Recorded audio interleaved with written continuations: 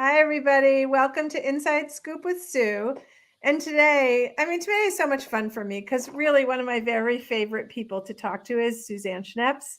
I'm going to put out here I can't remember all the things that changed my life that you said, but one of my favorite things was just being busy when our kids come home from school and like just watering the plants or whatever it is, cooking dinner, being busy so that we're not in their face, available and present for when they need us, but not let's sit down and talk, right? Anyway, I love that so much. So Suzanne Schneps is a psychologist in Cleveland, Ohio.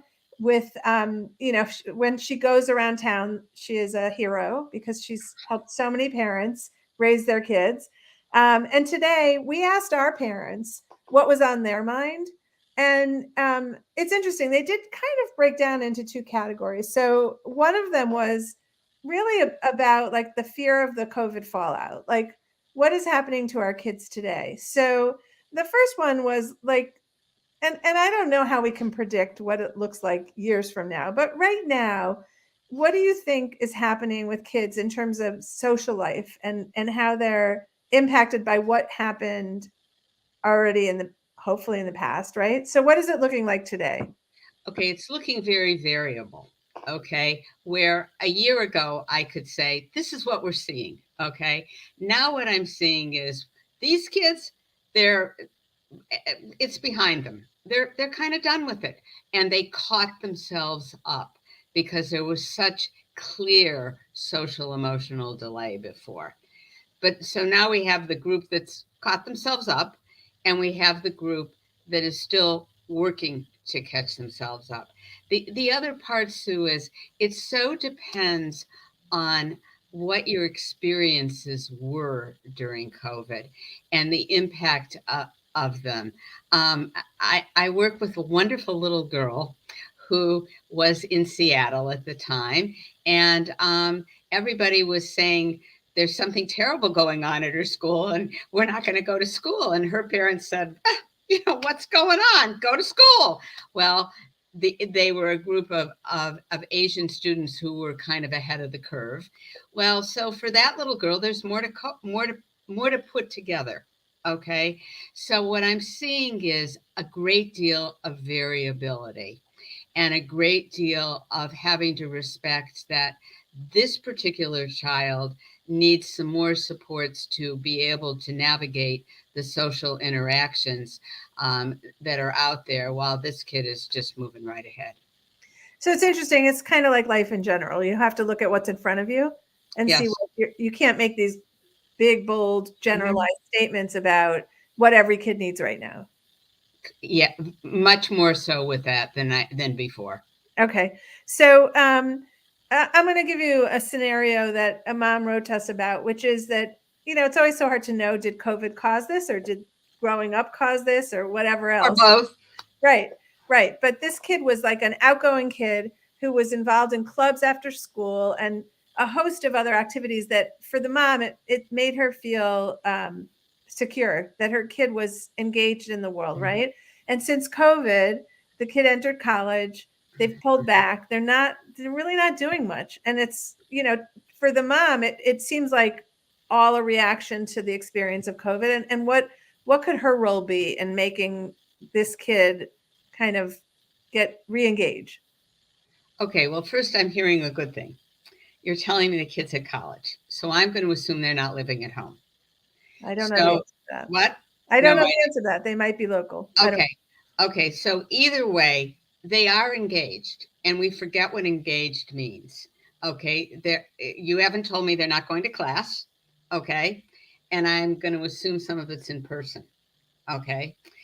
But a little bit what's happened is, right now I'm talking to you and we're online together. Okay. And that is one of the side effects of COVID for many kids, many adults too. There's more online kinds of being involved. And it is not unusual to go to college and not get involved in 56 activities. We forget it's really hard to go to college. And I don't know, are they living in a dorm? If they are, that's really social, and you're not used to having as much. You don't get that much privacy in a dorm, um, and so going out to a club might be the last thing they want to do. If their roommate leaves, they want to be by themselves. It's not a problem to sometimes be by yourself. But when the parent says, "What can I do?" This would be an example of when you read the website of the college and see the 50 clubs and you go, don't you want to join this one and this one and this one? Because that's what we all want to do as parents. They say no. And actually, it makes them join none. Okay. And I think the question I really have is this college student unhappy? Are they feeling lonely? If they're feeling lonely, then there's options of encouraging, like, well, what are the available things at your school? But they might be feeling fine. So it sounds to me like and you've said this over and over again, like it's really a conversation with your kid. You're not going to solve this without their participation, right? No, no. And you have to hear what they want. And just because they're not doing as much as they used to do, you, you asked before, what are the side effects of COVID or whatever? For some kids, it's taking more energy to be at all socially involved. And it is socially involved to go to class online or not online. Okay. And it is very taxing to be in a dorm. So interesting, because it's like if I look at myself, I'm much less interested in big things, like in big social things, and that's such a byproduct of COVID. Mm-hmm. And so if a mother were looking at me, they'd say, I'm kind of worried, like everything's changed for her. So it's hard for us. We get scared by change in our kids. But change doesn't imply that there's a problem. It's part of growth. Okay. So great answer. Of course. Thank you. These technology questions, this is the next grouping, of which there were many, and they're varied. They're not the same thing, but I put them under technology. Okay. And good luck, because we want you to have the crystal ball and be prescient about what the future holds. So the first one is, what are the short and long-term implications of social media in 5 minutes or less? in 5 minutes or less? Yeah. Okay. Social media poses this is not novel. This is like, you don't need to be a psychologist to know this. It poses really a lot of challenges. Okay. And it really is posing a lot of challenges for kids today. There was an excellent publication in one of the newspapers on all the kinds of social media that exist. And I have to tell you, there were one or two I didn't know.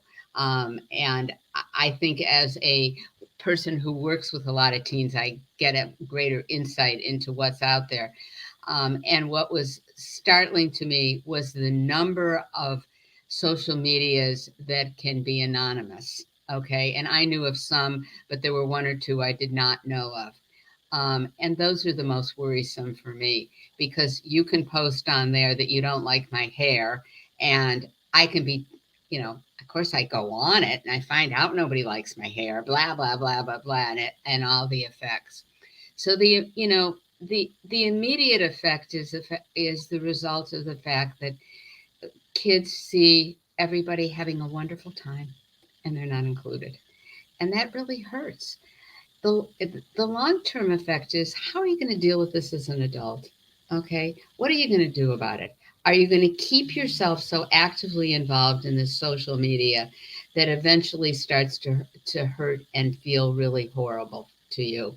Your friend got 742 happy birthdays, but you only got 165. Well, maybe 165 people, Sue, that really care to say happy birthday to you. I'm pretty sure I don't. And it's that comparison that becomes so clear in a digital world. And that's really hard. And the long-term consequences of it are, the piece I worry the most about is, do you know how to talk to anybody? Or are you just looking it up? And are you just communicating through social media? I had a kid call me recently that they were at college, and they didn't know how to talk to the boys on their floor, and there were a girl who was wanting to talk to boys on their floor. And I said, but you talk to them all the time. And they said, no, I'm responding via social media, and I can think before I respond. And it's so much more clever than, so it's like you can't take back when you just are engaging back and forth. And so I think one of the consequences is, can they talk, and can they relate, and can they begin to form a true intimate relationship? So they need in real life relationships. Like there's no getting around that. They need to have those experiences. This kind of ties into it, which I always think about. I can't remember the woman's name. She did a movie about tech addiction, and it was a documentary. It was really well done, and Delaney Rustin is her name.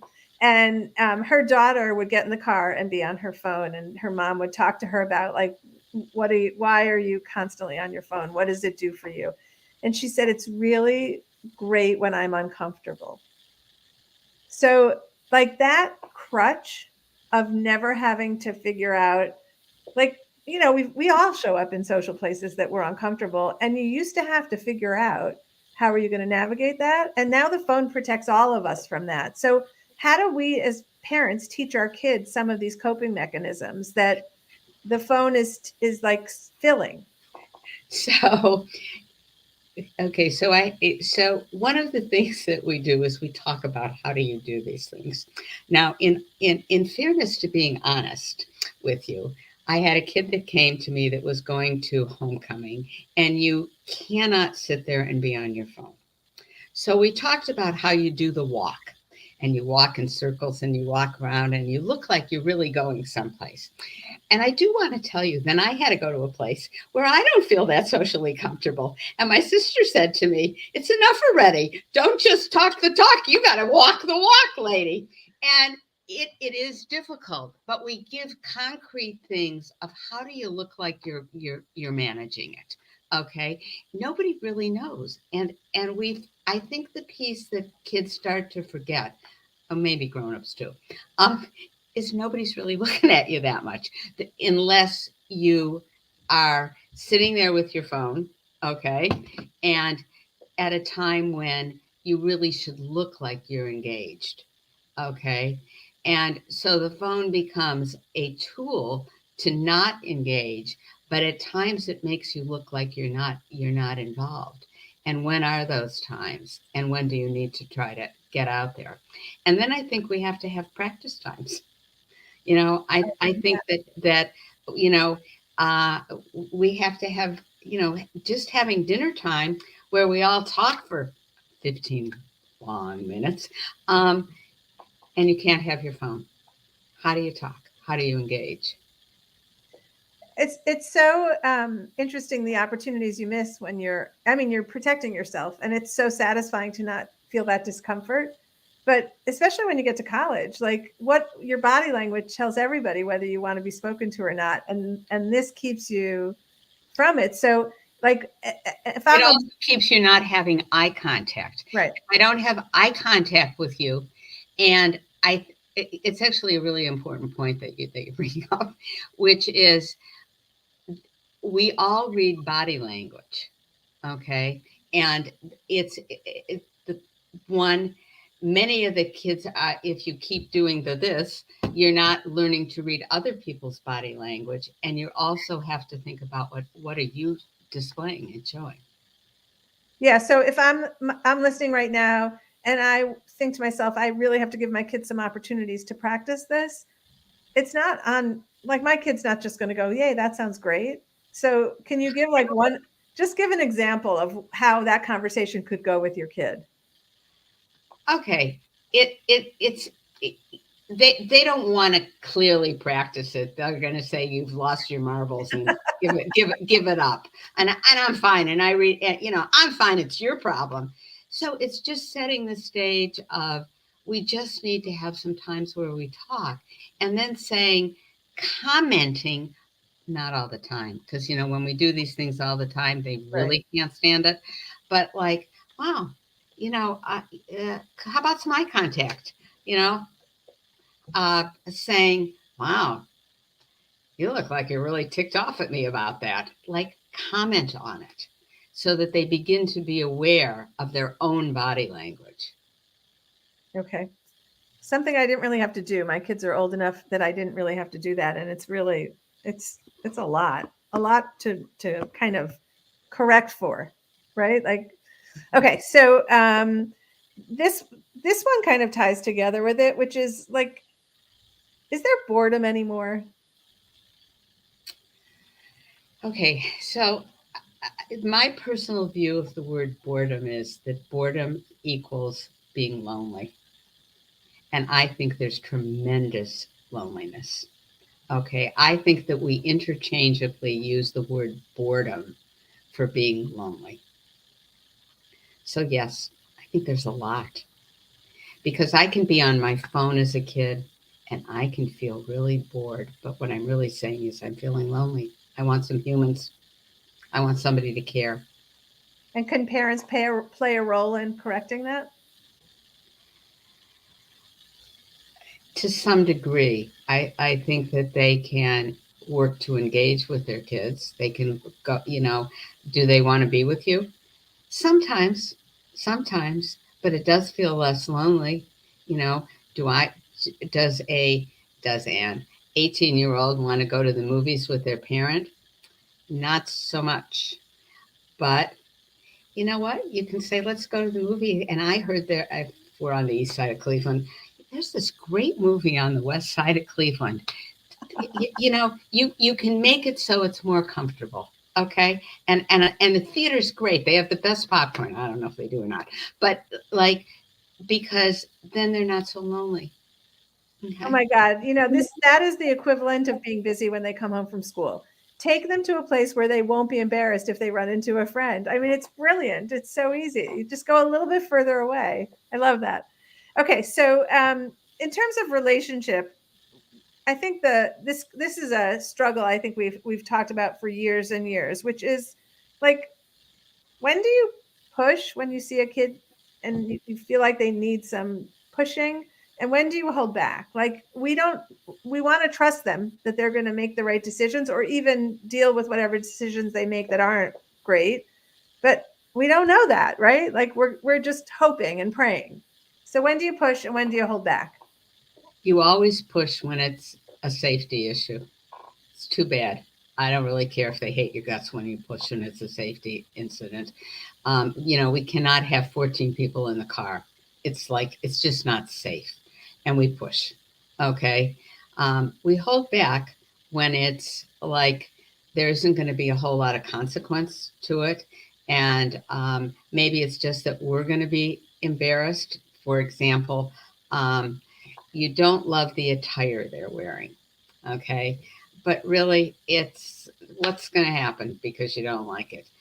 You think that the skirt's a little too snug and it's got a little too much skin showing. But of course, you wouldn't say anything. And that's another thing that I think is helpful to think about if would you say something to one of your kids' friends that it was like not okay because it's so not okay. It's just maybe you don't like it.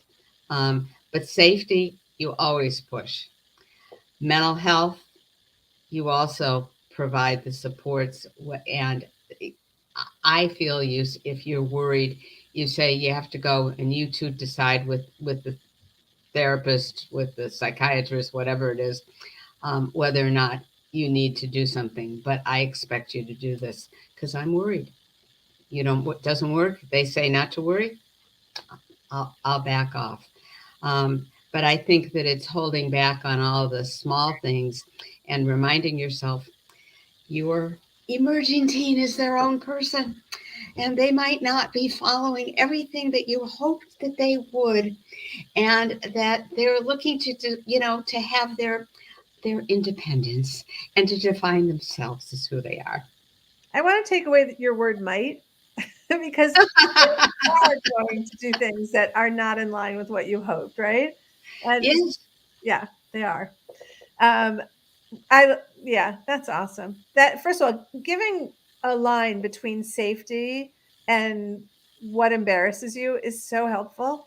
because really a lot of times we're driven by like people are going to say things, we're not, we've heard them say it about other kids. I don't want it to be my kids, but really, what's the harm? Mm-hmm. That's great. Okay. You've got a kid who is just arguing with you all the time. That's weird. How could that possibly be? Yeah. Okay. How do you change that? Can you change it? Well, first of all, you're engaging. Okay. Since I'm not a dentist, I am a firm believer in TMJ. Just, you know, like when you have a kid who's arguing with you, you can't win. Okay. It's like they went to law school, they got their degree, and you're going to lose. Okay. Even if you are a lawyer, um, don't engage. Okay. It's like they're looking for the fight. They are enjoying the fight. They're enjoying your misery. They're enjoying the fact that they think they're outsmarting you. So don't engage, which is easier said than done. So, therefore, what else can you do? You can remove yourself from the room. Okay. Um, and this is going to sound contra to what we just said. Okay. But, you know, there actually are advantages to texting. When you have an argumentative kid and need to make a point, sometimes it's just best to give the one line in a text, because it's not as engaging. I have felt like it was a gift, a parenting gift, because it is not a conversation. So, Mm-hmm. and it goes the other way also, where you could like sit on what they've said for a little bit and not have Mm-hmm. to react immediately. Mm-hmm. So I totally agree with you. Okay, this one, it's about college readiness. How do I know? So my kid is about to enter senior year. How do I know if he's ready for a 4-year college? He's kind of going between 4-year colleges and trade schools. And her big concern is that he makes a decision now and then at the end of the year regrets the decision he made. Well, it feels like it's a permanent decision. Okay. But it really isn't. And yeah, it's a very good question because it's still a year of a lot of growth. I guess the first thing that I would say is when it feels so iffy, okay, maybe it's time to say we got to pull back and wait on this decision. Is this a time for a gap semester? We can apply, and we can defer. But if we're so ambivalent whether we're ready or not, or whether we should go to trade school or to college, maybe it's time to put a little hold on it and just say, we got to wait. There's nothing, we have all these lovely developmental stages, but it's like every human being doesn't make those deadlines. you know it's sort of an arbitrary kind of thing when you think about it. So I think maybe they need to put a hold on it. I love that we do believe that it's the path not taken and that it closes forever, but these are not permanent decisions. They're yeah, I love that. That's awesome. And the other thing, I don't know if this is just in my house, but I always thought the beginning of senior year to the end of senior year was the equivalent of a newborn to a 1-year-old. Like they were so dramatically different at the end of the senior year. So sometimes you could look at that kid and be like, no chance they're going. Mm-hmm. Yeah.